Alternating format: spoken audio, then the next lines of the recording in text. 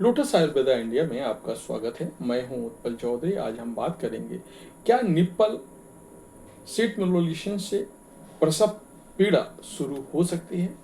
तो आइए शुरू करते हैं आज का वीडियो। लेकिन उससे पहले बोलना चाहूँगा, चैनल को आपने अभी तक सब्सक्राइब नहीं किया है तो चैनल को सब्सक्राइब कर लें, बेल आइकन की घंटी बजा दें, जिससे हमारे आने वाले नोटिफिकेशन सबसे पहले आपको मिले। तो आइए शुरू करते हैं। प्रेगनेंसी में हर महिला के लिए अलग अलग अनुभव हो सकते हैं।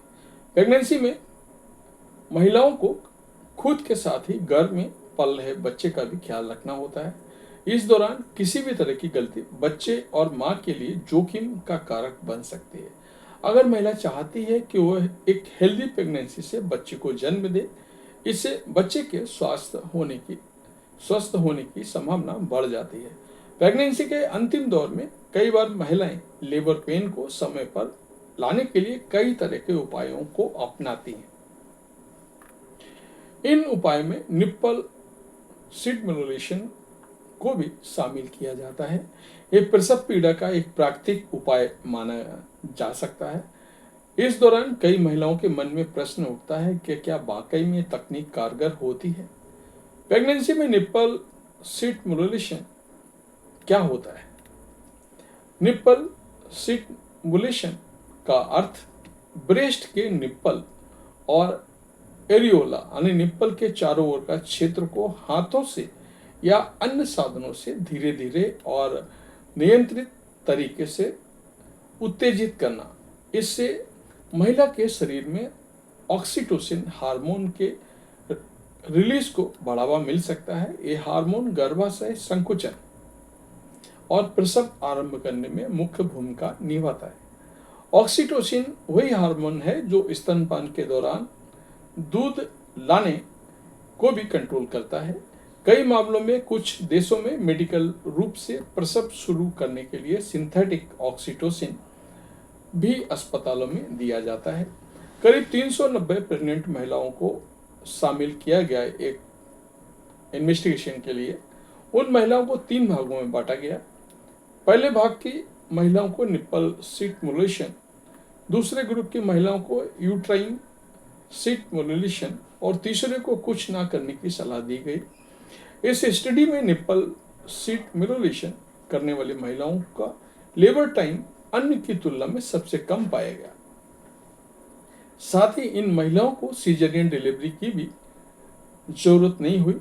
फिलहाल इस विषय पर कई अन्य रिसर्च की जरूरत है और कई जगह रिसर्च जारी भी है।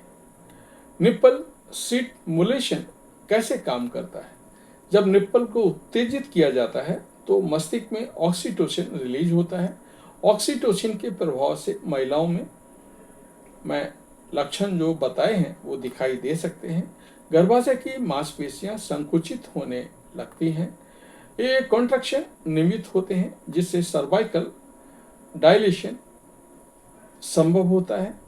ये प्रक्रिया प्रसव को गति दे सकती है। कुछ महिलाओं में ये तरीका प्रभावी होता है, खासकर जब शरीर पहले से प्रसव के लिए तैयार हो रहा होता है, यानी जब सर्विक्स मुलायम हो तो थोड़ा खुल चुका हो। निप्पल सीट मोलुलेशन करने का सही तरीका। निप्पल सीट मोलुलेशन करने से आपको डॉक्टर की सलाह लेना चाहिए। आगे हम आपको बता रहे हैं इसे कैसे किया जाता है। इसे करने के लिए आप आरामदायक अवस्था में बैठें या लेटें। इसके बाद हल्के हाथों से निप्पल और एरियोला क्षेत्र पर निप्पल के आसपास उंगलियों से गोल गोल घुमाते हुए मसाज करें।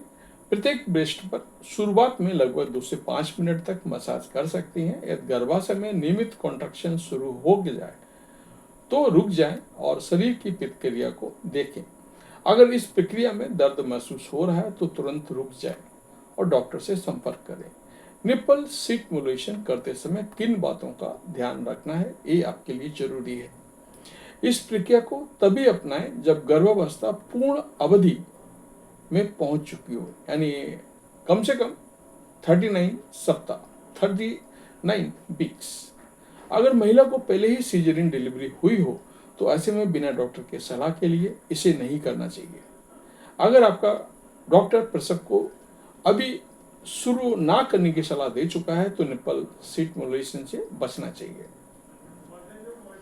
निप्पल स्टिमुलेशन प्रसव को शुरू करने का एक प्राकृतिक और सुरक्षित तरीका हो सकता है, लेकिन इसे सही समय पर और सही तरीके से किया जाना चाहिए।